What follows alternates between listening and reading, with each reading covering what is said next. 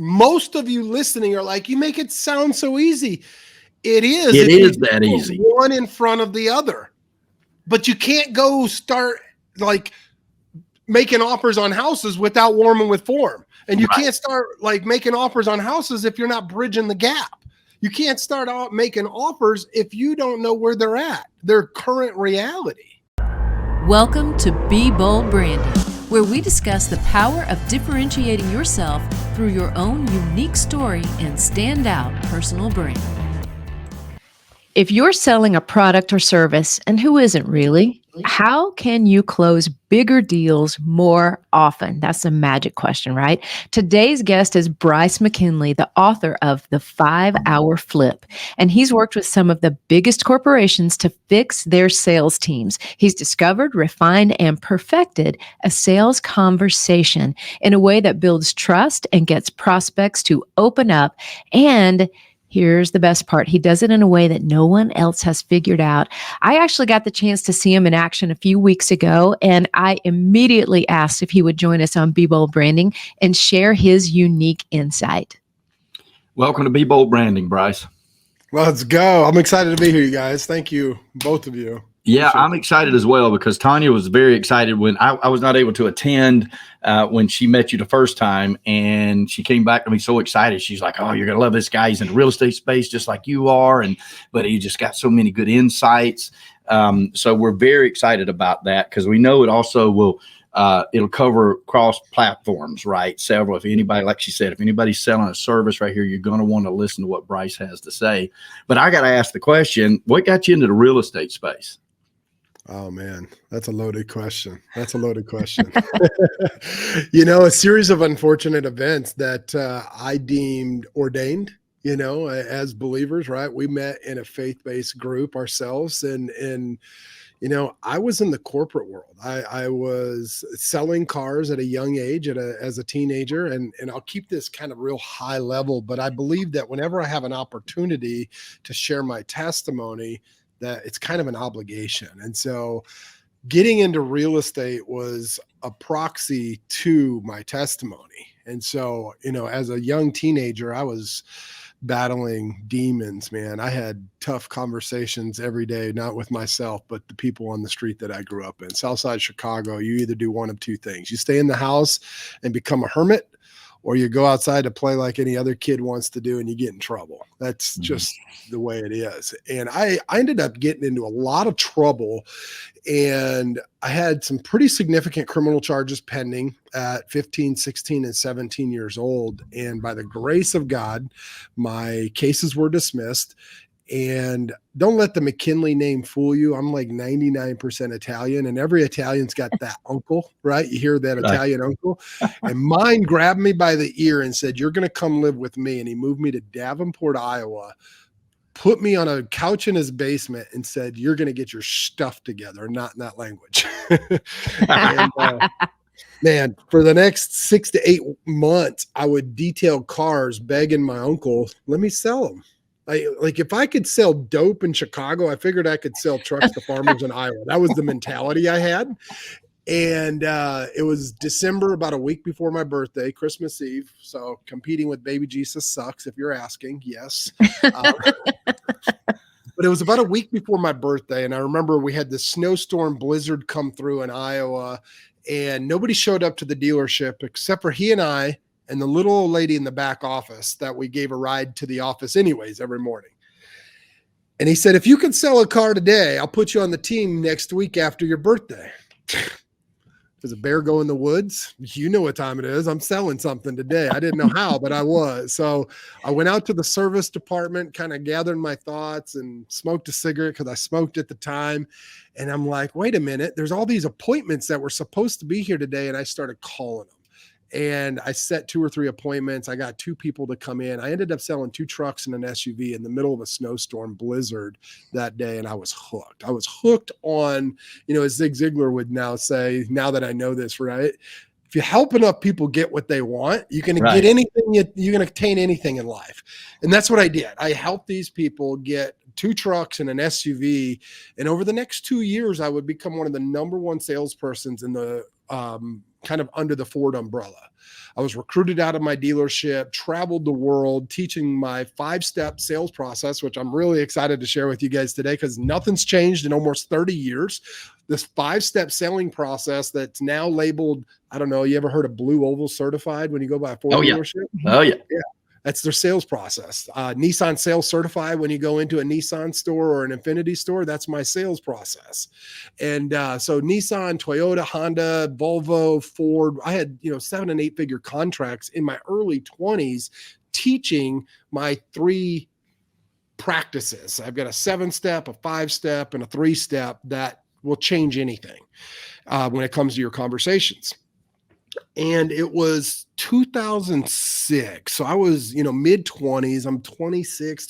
I'll be 27 that year, but I was 26. And we had my wife at the time, her mom had been my Sunday school teacher growing up. And we had a pretty open relationship. But she had gotten pregnant and had a baby with somebody else. This was my son, but biologically not. And we were going to do it. 6 months old, he got sick, ended up catching pneumonia, went into the hospital, and about a week into that hospital stay, he started vomiting and choking on his vomit. And the doctor put him out of his misery. That was what we found out. That was the story we heard in depositions. And over the next 18 months, my wife and my life would spiral out of control. All I knew how to do was work. And so I worked. I buried my head in the sand and I worked. I figured I could buy more doctors, buy more rehabs, and get more help, but that wasn't it. And it was Friday, June 13, 2008, that my wife committed suicide, and I was devastated. My goodness. I was just, I'd known her all my life. She was Bonnie to my Clyde. We were doing well. She had a daycare with 2 sites or 3 sites with her sister. She had a Aveda salon, and she did really well. She had 2 Aveda salons. Like, we were doing pretty well in our early and mid 20s. And it all just came crashing down. And over the next 24 months or so, I would end up falling back to old habits, drugs and alcohol, and $40-50 million later, 5 companies up my nose and in a bottle. Here I am with the only thing I have left, which is a cabin in the woods in Wisconsin and some crazy girl that was along for the ride that I had met during that ordeal. And March of 2010, I got a phone call that we were having a baby. I'm like, yeah, right. That's not happening. I'm the man. A week later, we met up. We went to the doctors, and sure enough, she was pregnant. And over the course of her pregnancy, paternity test, it was mine. I would sober up. He was born in November, and by December, I had a multiple 7-figure contract with Tyco Corporation. So, Michael, you're in real estate, right? Right. Every time for the last 15 years or so that you've gotten those phone calls after you've closed the deal and you've gotten the relocation division from ADT. Yeah. You're welcome. That was my program. So Tyco had hired me to come in with the merger and acquisition of Brinks Home Security at the time, and then unwind that deal. Even I was back in to unwind it, but in the process, we built out their sub-dealer program. So life was going to be great. I could see the light at the end of the tunnel. We moved to Texas because they had a central hub that they had for all their training managers across the world. They'd fly into Dallas, and so I was going to do it again. This is going to be great. I can build this again, right? I had this new hope. And it was late January, early February. I don't remember, 2011. I came home early one day, and she hadn't kicked her habit, and I didn't know it. And she had OD'd. There's a needle in her arm, pills all over the floor. And here's my son, a couple months old, rolling around on the floor. And I'm like, why? What now? Right? So if you're listening to this and you're wondering how I got into real estate, I just shared this story because someone needs this encouragement. And I truly believe that. The Bible says that we are overcomers by the blood of the Lamb and the word of our testimony. Most people forget the second half, and that is, and we love not our lives, and we did it until death. So every chance I get, I share this because somebody needs to hear it. Somebody's going through some things. And so how I found real estate was After walking in the door and realizing something needed to change, I picked up my son. I packed a bag. Monday morning, I would fight for custody of my boy and file for custody, taking her to court. And over the next few months, I would lose that contract with Tyco. Ended up sleeping in my car because I couldn't go back to the house because that's where she was. Thank God she ended up living. And man, it was just a crazy roller coaster. The next, 8, 9, 10 months, I had made too much money a year prior. I couldn't get any assistance. Single white male with a child under the age of 3. You can't stay in shelters. So here I am, homeless, losing everything, fighting for my son's custody, lost that contract. So I didn't get paid out what I should have been paid out. And September 28, 2011, I was done. I wrote a letter to my mom. I wrote a letter to my son, and I said, I couldn't do it. And the same 40 cal that sits next to my bed tonight, it hasn't jammed since. It had never jammed before, but that night it jammed 3 times in my mouth. Wow. And that was the moment. I'm like, all right, there's something greater than me.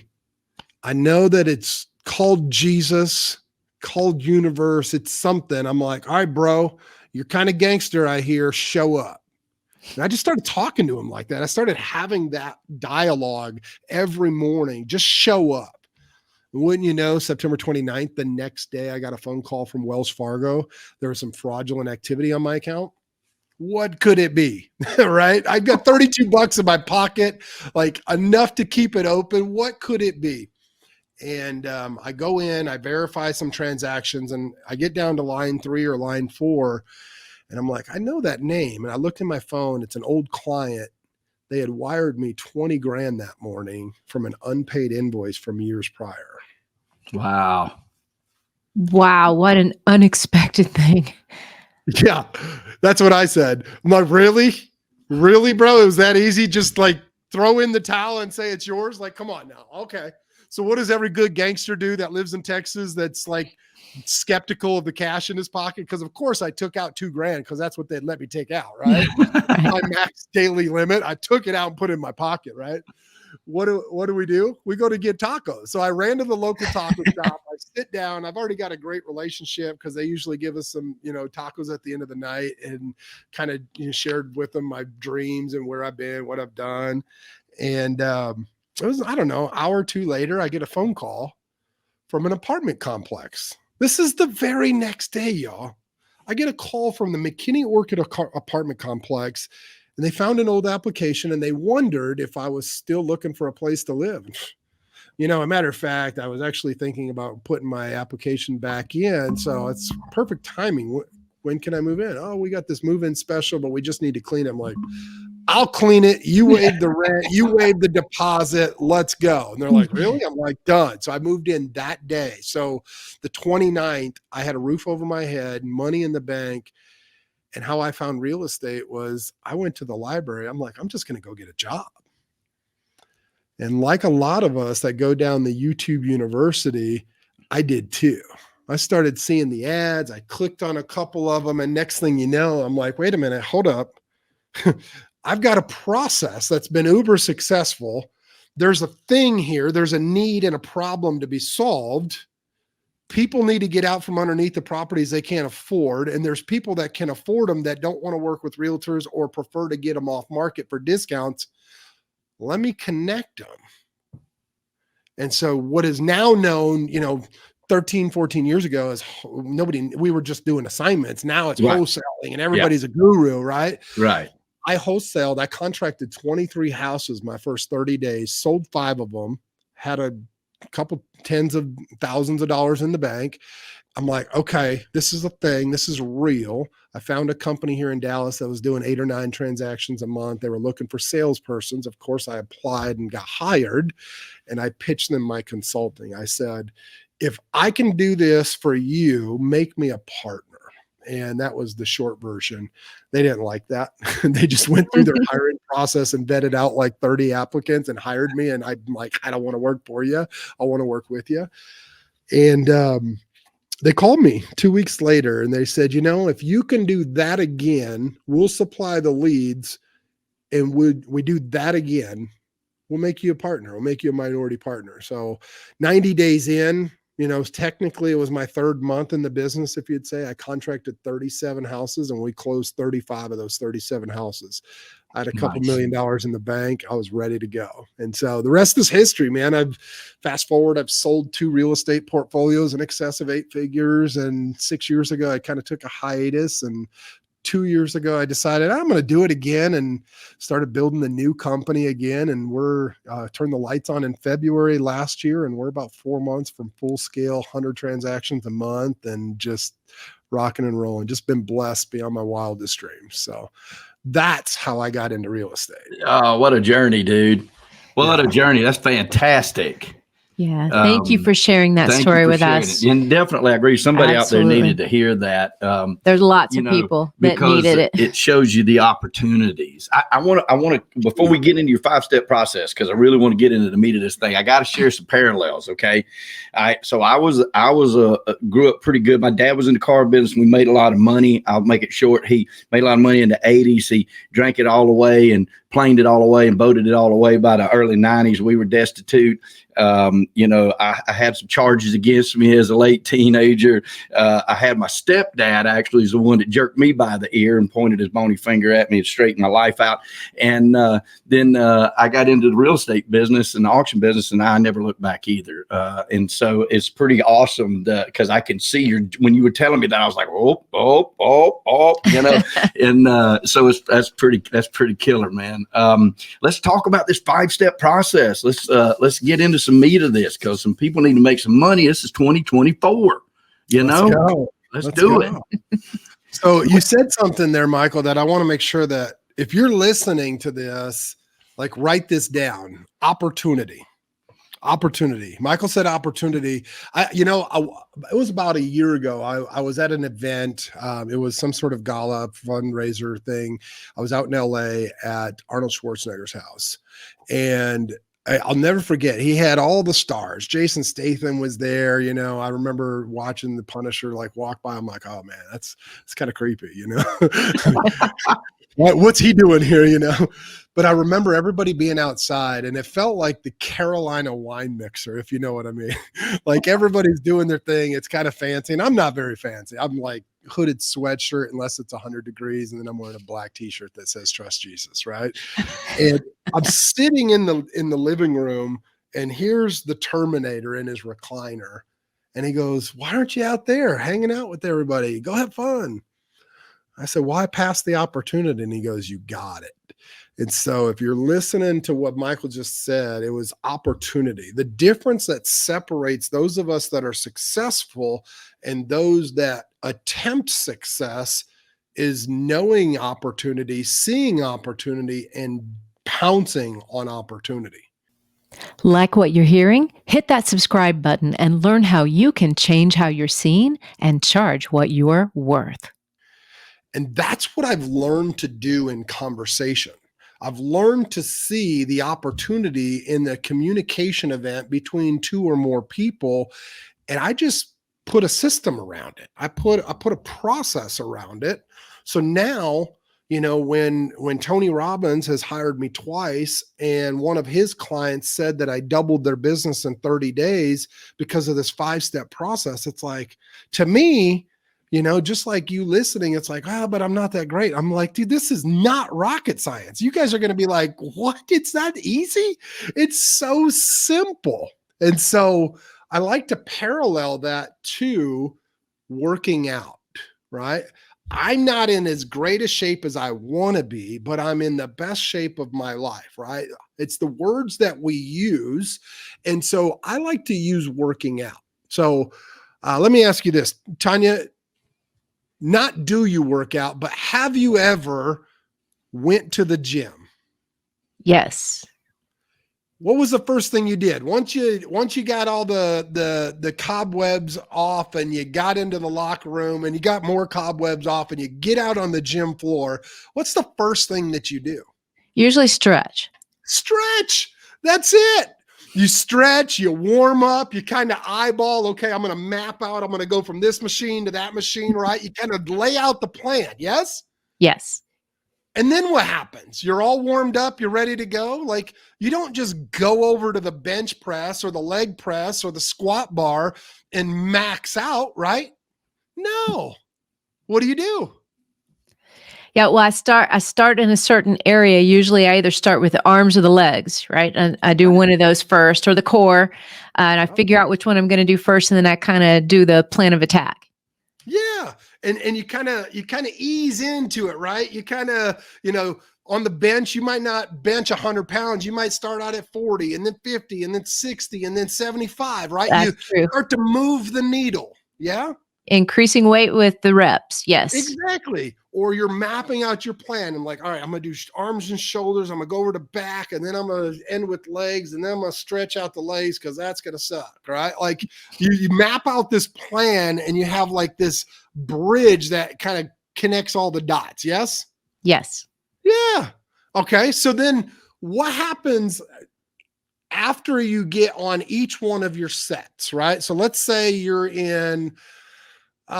doing curls, right? Michael, you're doing curls and you're doing reps. What happens when you get to like rep 8, rep 9, rep 10? What happens? You start giving out. Yeah. Yeah. Right. You start to have this shaking. Yeah. You have this chemical imbalance, and it doesn't matter if you're doing curls or squats or bench press, like whatever. You're having this chemical imbalance that shoots these like neurons to the muscle that says, stop. It wants to protect itself, and it creates muscle fatigue. But are you any weaker? No, you're actually stronger, right? The cool down happens, right? You go walk it off for 30 seconds and you can come back and do it again. And you actually get another rep or 2 in, right? Right. Exactly. So then what happens? So once you're done with your set, what do? Rest for a minute. For a minute. Yeah. Take a break. You close out your set. You rack the bar, right? Mm-hmm. And then once you're done with your workout, what do? You don't go and eat pizza and ice cream like I do, because I feel like you get to celebrate every time you do a workout. You don't do that. What do? Well, I go to the hydro massage machine. Yeah. I relax for a minute. Just chill. You warm down, cool down, right? But every step of the way in the journey at the gym, you are practicing to the best of your ability form, right? Yes. It's no different in conversation. Watch this. Step number 1, we always warm with form. And form is an acronym. So if you're taking notes, write this down. FORM. You'll never solve someone's motivation if you don't know what they're for.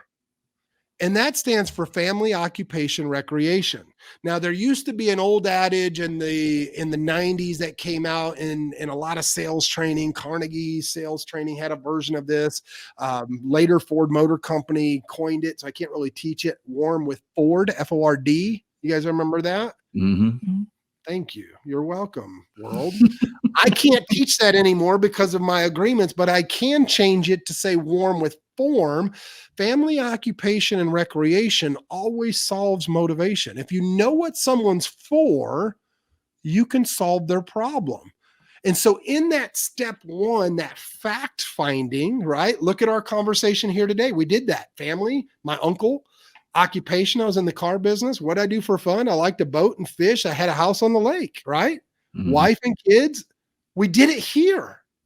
It doesn't matter what conversation. You want your wife to do more dishes, the kids to pick up their toys, the husband to fold his laundry.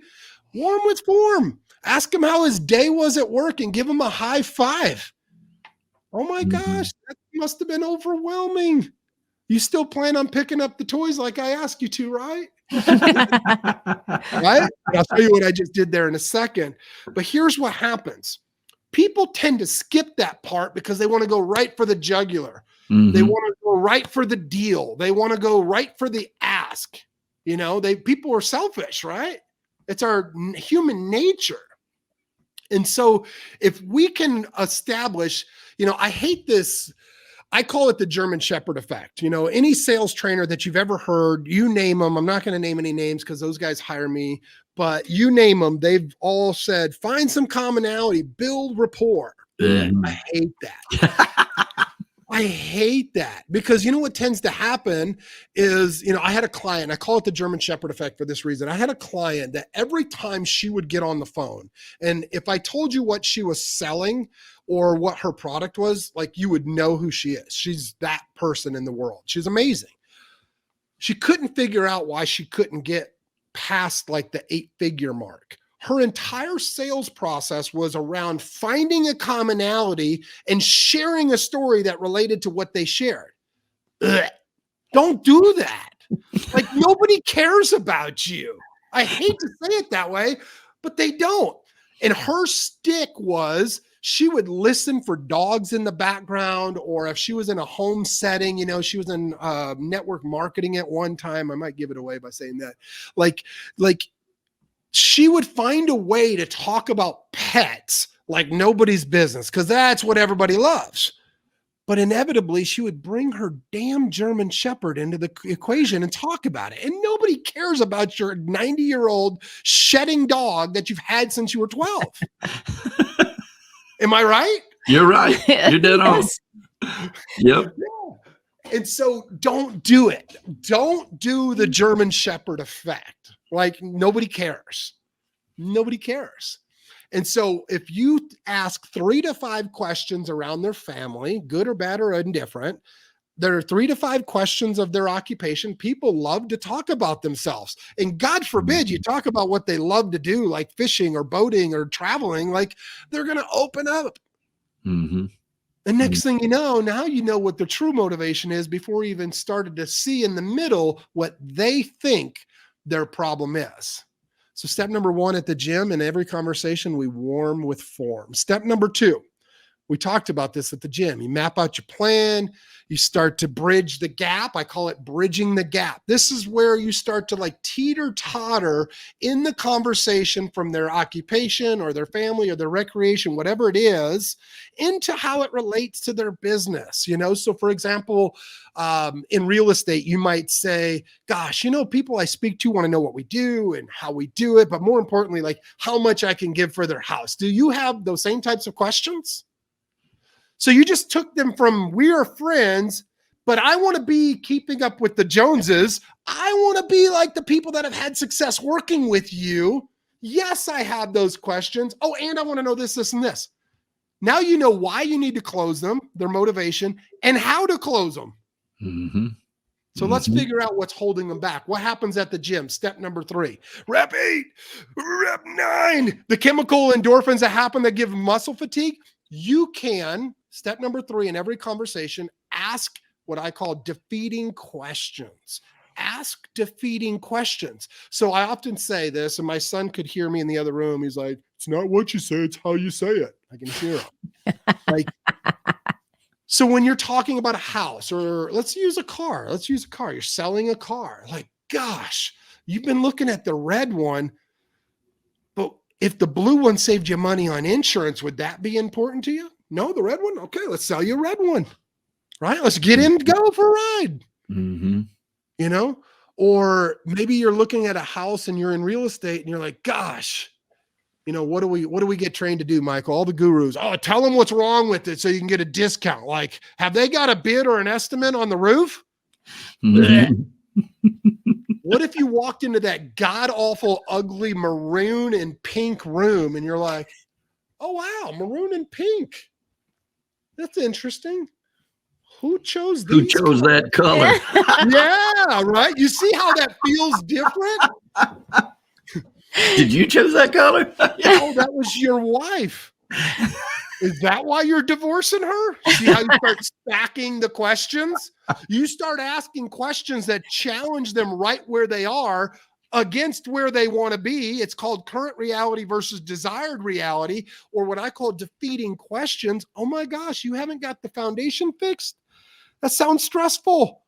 Is it because it's too expensive, or did you just run out of money during the rehab? Mm-hmm. Next thing you know, they're just like, yeah, my business partner, blah, blah, blah, blah, all over you. And you're like, That makes sense.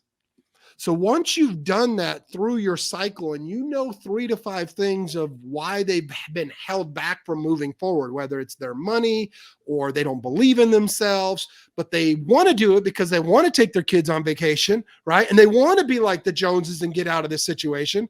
Well, then what's step 4? We're at the gym. What do? We close our set. We rack the bar, right? Mm-hmm. That's when you go for the kill. Like, so I like to use baseball as a mention. If you have ever looked at, watched, or played the game of baseball, you know what a home run is. That's when you hit the ball and you score and you get an automatic point. Why do the players still run around the circles? They have to touch the bag or the point doesn't count. That's a rule. Complete the steps. Exactly. So in the rule of conversation, you have to touch the bases 1, 2, 3 before you can go to step 4, which is the home plate, and go for the close. Ask for the deal. Get the permission, right? Maybe you're dating. Like, you don't just walk into a networking event and grab some chick by the neck and say, "You're coming with me." No, you catch a case, right? Catch a case. No, but it's like, hey, gosh, I love that red shirt, Tanya. Tanya, right? That's what it says on your name tag? Yes. Oh, it's Tanya. Who picked that name? Step number 3. You see what I'm doing? Yep. Oh. And next thing you know, it's like, man, I'm going to meet some of my friends after this. You want to go grab another cocktail? You ask for the deal. Mm-hmm. Get the email so you can send the contract. After you warm with the form. That's right. So here's my question for you though. And this you'll know the answer to this, right? Here's my question. And this is really more for the listeners, right? How many people do you talk to every day? And how many people do you think is going to watch this show that can follow those steps but are afraid to apply them? Do you find that people are afraid of the success of that working and being a holdback? Because I do. It's twofold. So it's twofold. Yes, most of you listening are like, you make it sound so easy. It is. It is that easy. One in front of the other. But you can't go start like making offers on houses without warming with form. And you can't start like making offers on houses if you're not bridging the gap. You can't start out making offers if you don't know where they're at, their current reality. The other side of that is yes, I've made it that simple. Like, if you just go talk to people, you'll have better conversations with your spouse, your children, your pastor. Like, people are people. They want to talk about themselves. Right. Practice this. If you took the notes, like I hope you did, and if you didn't, we'll put them in the show notes for you. Practice it, right? Just like everything you said, you practice at the gym, you practice the form at the gym, or I hope you do. If you're going to play baseball, you got to practice, right? Practice putting yourself in these positions and then be blown away at the results that Bryce is going to bring to you. Yeah. Watch this. What happens when you hit home base in a baseball game, though? What do? Start cheering. Yeah, you start cheering. You go high five your friends. You ask for referrals. You warm down. Step number 5. You warm down, and you always warm with form. Just like at the gym. So now it's like, gosh, we got that checked off the plate. Y'all got the 5 steps of every conversation. How are you going to apply it today? You got a soccer game later. Maybe you can talk to the coach a little differently. Mm-hmm. You know, or man, you got to get back to work. I understand, but how much more relief are you going to have going through the rest of your work day? Whatever. Yeah. Occupation, family, recreation, warm down with form. Talk about it, so you're not just the sleazy sales guy. Like, high five, the performance team will be back. Slam the door and never talk to him again. Right. Never talk to him again. Turn the paperwork in and run. Yeah.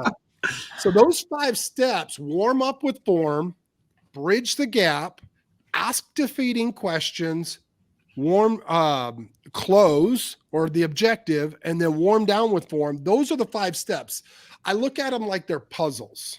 They're puzzle pieces, right? And what does every good puzzle maker know?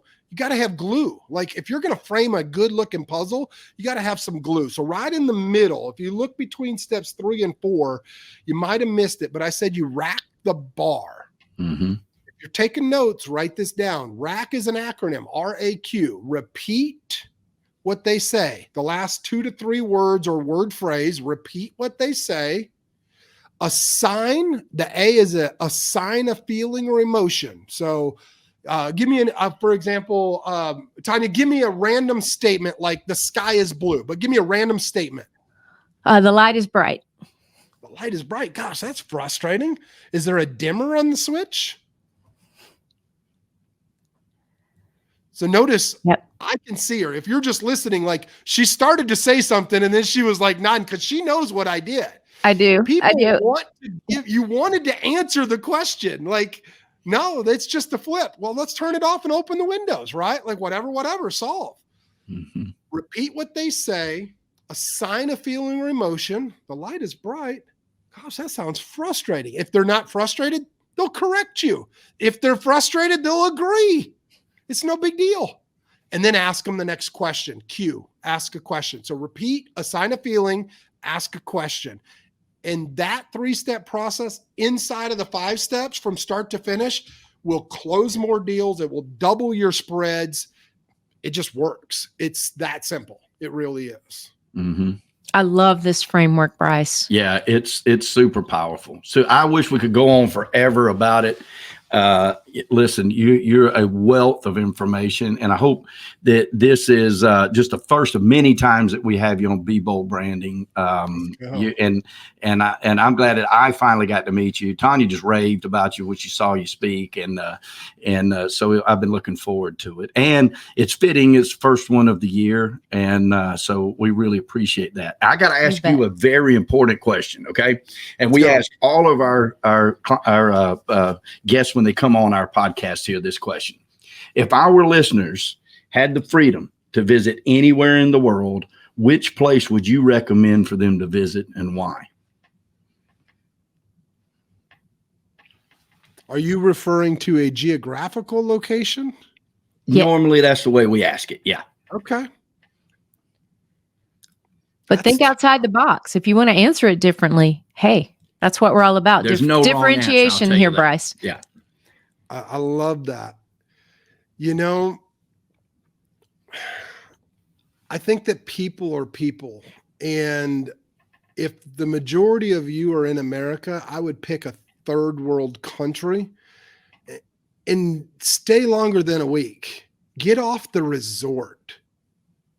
Get off the resort and go meet people, because people are people. It doesn't matter if they don't speak the language. You know, we're so privileged here. I'm first generation. Like my parents are immigrants, and I look around at my friends and like, you know, my friends from high school, it's like, gosh, you still bartend?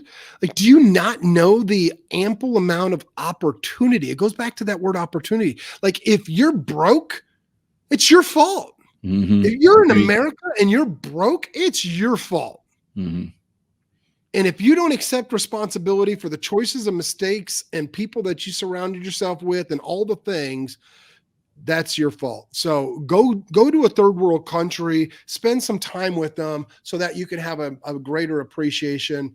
You know, metaphysically, I would say like start to connect with your inner voice. You know, we've all got a mission. And, you know, when you look at the breakdown of anything, whether it's this microphone or it's your t-shirt or your cells in your body, science says that there is a molecule that is so profound, they can't explain it, that holds all of the other cells together. And they call it the God molecule. Yeah. Yeah. Mm-hmm. The God particle. Yes. And so whether it's this piece of plastic on my mic or my hat or my skin, there is a molecule that is universal that holds it all together that only has a creator. And I would say tap into that. I call him Jesus. He changed my life. And you might have heard of universe or higher power or whatever, but he has a name. And I would say go to that place, spend time, whether it's 30 seconds, 30 minutes, or 3 hours a day, spend time in that place and watch what happens. I've literally lost tens of millions of dollars to gain it all back, to give it all away, to be like, wait a minute, God wanted me to have that to manage so that I could show that it could be done, and built it back again. I've got 2 LOIs in my inbox right now, y'all, where like a year ago we had just started from scratch again. I had just went through a bad business partnership that stole like millions of dollars from me and my wife temporarily until our accounts got unfrozen. Like I haven't even shared my whole testimony. Like my wife went back to work to carry us through for this last like 12 to 18 months while I'm building. And I've got like 2 LOIs in my inbox right now with publicly traded companies that want to take me public. Like if that's not God, I don't know what is. And there's a molecule that's holding it all together. And I would just encourage you to go sit in that place and be still and know that he is.